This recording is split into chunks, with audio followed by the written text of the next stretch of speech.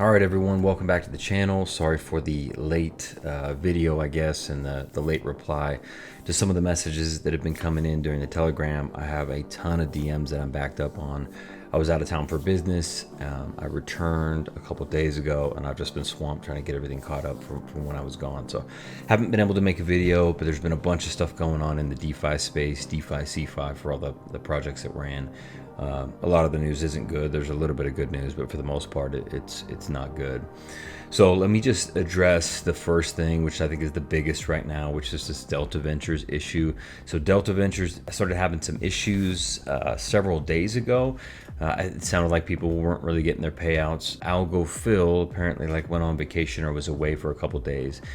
During that time, another team member, Max, apparently moved the funds from one wallet to another wallet, and everyone of course is able to see that, and so that's when the controversy started. Algo Phil came back, and let me just try to keep this short. There was a vote recently about what to do about the funds and how to protect them and everything. Everyone decided it would make the most sense to have a multi-sig wallet, right, where you need multiple signatures to have an action take place. And I don't know, it seems like the motive of Max is that he wanted to continue to control the funds, and obviously with the multi-sig wallet, he couldn't really do that. So that kind of caused him to move things. It sounds like he's the perpetrator here, if you want to believe that. The interesting thing about this protocol and everything, and part of the reason I felt so confident in it, is he's been doxxed and KYC'd, anonydox, all that stuff. So his identity is known. He's confirmed and verified, if you will, with Bybit. So all of his information is known. So there has to be some sort of repercussions that can be taken here for him to move the funds. But there's 1,000 messages on exactly what happened, what Phil thought his motives are, and you can believe whatever you want. I truly don't think that Phil and Max are the same person. I think we're seeing some of this stuff in other protocols where you think you're getting into bed with a team member that has your best interests in mind, and it turns out that they don't. So it sounds like Max's frustration with the system changing is what caused him to move the funds and try to take control. So he's frustrated by that. I know Phil just recently implemented a cap of $1 million to the pool, and they were up to close to 900,000. Makes no sense to implement a cap right before you're going to rug, so that doesn't really make any sense. Phil also publicly decided that he was going to stop marketing until the cap was reached. That way it would benefit all the previous investors, and that wouldn't make any sense either. You'd want to really push marketing hard to drive that TVL up if you were going to rug. So there's obviously a lot more to it. Like I said, there's 1,000 messages in the Telegram, but I don't know exactly what's going to happen from here. I don't know if we can call this 100% rug yet, but it's really looking like it. It's looking like one team member defected. This team member is doxxed and KYC'd, so this will be a good case for us to find out if that stuff even really means anything these days. If it does, there should be some repercussions, or maybe we'll get the funds back because Max is worried about the actual legal ramifications of what he's doing. Or if not, we realize that doxing and KYCing really means nothing, even in the traditional markets where you're actually trading on a platform that requires real KYC. So there's still a lot of back and forth going on right now.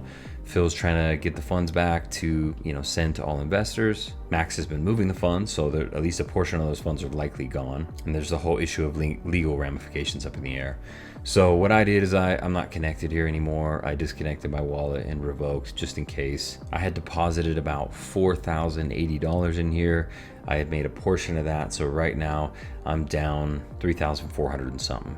What it looks like right now is I'm just gonna think the worst and hope for the best. Looks like I've lost that 3,400 bucks, which is super frustrating. I don't mind losing $1,000 here or there. I'm kind of prepared for that. I put in a larger chunk here because I felt more confident in it, obviously because of the KYC and the doxing. The audits, the protocol have been doing well. They're setting a cap. They're showing their trades. They were working on the API so you can actually see that stuff live. So because of all those reasons, I feel confident, put a little more money in it.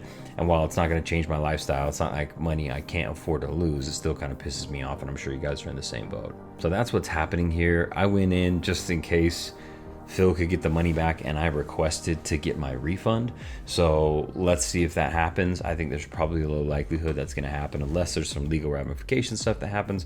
And then maybe, you know, I don't know how long that takes. I really don't know how the court system in this particular instance or in this category really even works. There's not a lot of precedent out there for DeFi, CeFi mix, and crypto and all that as far as legality issues and how everything has panned out. So in the end, we're in a really weird space in DeFi. It's like, do you get into the immutable contracts that, you know, even though some of those go sideways, but for the most part, the immutable contracts that you know are just built on Ponzi-nomics and get in real early and try to shave some good profit there? Or do you get into stuff that has an external revenue source and trust that they're going to be honest with the money? Because it seems like for a long time, it does really well. I mean, Wolf Capital, let's be honest, they killed it for months. Everything was going extremely well. If you made your deposit early, you more than ROI'd. I know a lot of people who just made one initial deposit and got 250 to 300% ROI on their investment. Of course, the people who got in late got burnt, because what it seems like in the end is maybe they were trading some of that money. They probably weren't trading all of it. They were posting their profits. I'm not sure exactly what was happening with Trav. I'm not sure if Ox was in on it. Frankly, I really don't know. I'd like to think that it's just one rogue team member and it wasn't set up as a Ponzi from the start, but you can't really ever know what's going on in people's heads.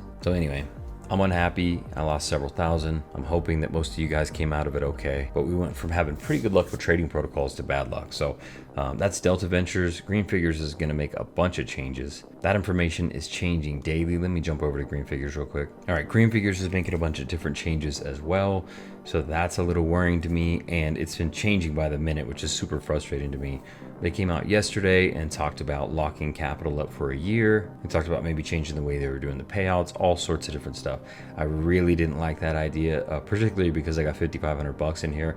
It's not a crazy amount of money, but it's more than I would feel comfortable getting locked up for a while. So I went in and I actually just did my withdrawal request. I want to make sure that I get that back, and then I can make a decision from that point forward. So what it sounds like is, after George finally chimed in, and this is all just super frustrating to make so many fast changes and to talk about all the changes you're going to make that aren't really going to happen, because after all those conversations and everyone getting pissed off, it seems like George came in and you know, the team had discussions between George and Mo of exactly what they should do. They slimmed it down. I think there's going to be like a 60-day lockup period. You'll still get your weekly payouts and all that stuff. So I think that is actually more fair. If they had talked about that initially, I would have maybe felt a little bit better. But in the end, I don't love the way it feels. I hope they get the multi-sig wallet or something like that, because as we've just seen with other protocols, if there's one team member that really has access to the money, it is concerning. I don't know Mo personally, so I can't really speak to his character as far as exactly how this goes. I do trust George, so I'm hoping that George is keeping an eye on things and making sure this doesn't end up being an issue. But my plan going forward is this. I went ahead and already, when they were saying they were going to lock it up for a year, I'm like, yeah, I'm not interested in that. Or they were saying maybe never give back the initial capital, only pay out like protocols do from the profits. Again, wasn't really happy about that. That's not what I signed up for when I got into this protocol. It had a set of rules, and now that the rules are changing, it just gets worse and worse. And man, that just frustrates me about all these dang protocols. Once in a while, there's a small change or so that need to be made to extend the longevity of the protocol, or just to make things a little bit better. But that shouldn't be very often. They should be small tweaks, and those tweaks shouldn't shock all the investors and cause a frenzy. Giant adjustments like this or what really frustrate people in DeFi. I mean, we saw in 9 to 5, change. Now they're going to do the sports betting or whatever. That whole process frustrated me. What I got into originally and what I thought the protocol was going to be had so many different iterations that it's now unrecognizable on the other side. So that type of stuff is really frustrating. That's kind of where we're at. You know, I know I'm just venting here, but that's kind of where we're at. Like, do you just get in an immutable contract that's full Ponzi and take your chances on that one? Or do you get into one of these ones that has external revenue, which are obviously changeable, and run the risk of having to go through all these different iterations of the protocol? It's super frustrating. I don't know that I have an answer to it now, but I'll think of a strategy and I'll try to roll it out here soon. But anyway, sorry for rambling. I'm taking my funds out, and then what I'm going to do is I'm going to evaluate how I feel about the situation, and I'm probably going to put more back in. So whether it's under a new wallet, if they don't allow me to redeposit in this wallet or whatever, that doesn't matter. But maybe I'll throw a couple grand back in, but I don't want the full 5,500 in there locked up with all these changes being made or whatever. Like I said, I don't mind losing 1,000 or something, but I don't want to lose big chunks of capital, right? 4 grand down basically in Delta Ventures, and I don't want to be 5,500 down in this one. Anyway, those are the updates on that one. Classic miner, I'm still making money at. I'm already in ROI in Snyperfund. If you guys got into Snyperfund, which is kind of funny, like of all the protocols, who would have thought this one would just crush it? It had a super slow start, and then after that, the TVL ramped up. So I'm 11.65 up, as you can see here. I obviously have some referral rewards, but that's not included here. So if you got in the day I got in, you're already in profit. In 3 hours and 39 minutes, I'm going to be able to claim this additional 25 bucks. And I think there's still probably like a week here. 20 grand left. You know, people are kind of claiming slow. So I don't think it's going to last an amazing amount of time further than this. Maybe it's got like a week left, but that's going to give me a week worth of claims. And since I'm making 35 bucks a day or something in that range, 30 bucks a day at least, should be decent, and I should make good profit here. Drip is down to, I don't know, 3.51 cents or something like that. So nothing really to talk about there. Triple D has been losing momentum. Obviously, when the price is so low, winning a jackpot isn't amazing, but hopefully this will start to gain some momentum at some point. Right now, I'm not seeing the catalyst for it. In Animal Farm, pigs are down again, $7, so pretty big discount from where it was at, up at 25 or so. And then dogs are at 310. So right now, Animal Farm assets aren't looking great, but I know there's some changes coming. BigWhale.io is still paying for me. So I just made a claim this morning. Like I showed you, I added 2.5 BNB the other day. So now I just got 4 BNB in there, nothing major. Probably not gonna add any more for right now, just because I feel like the risk level in DeFi as a whole is super high. I'm just gonna continue to let this thing run its course and claim and hope for the best on this one. So that's it for now. I just, I don't want to spend too much time on this. Wanted to get some information out there for folks. If you're worried about any of these protocols, just go ahead and disconnect and revoke access. You can always sort the rest out later, reconnect if you want to. Please pay attention to the chats, because it just seems like it's just a nasty world right now. I wish I had more control over exactly what was happening with these devs and these protocols.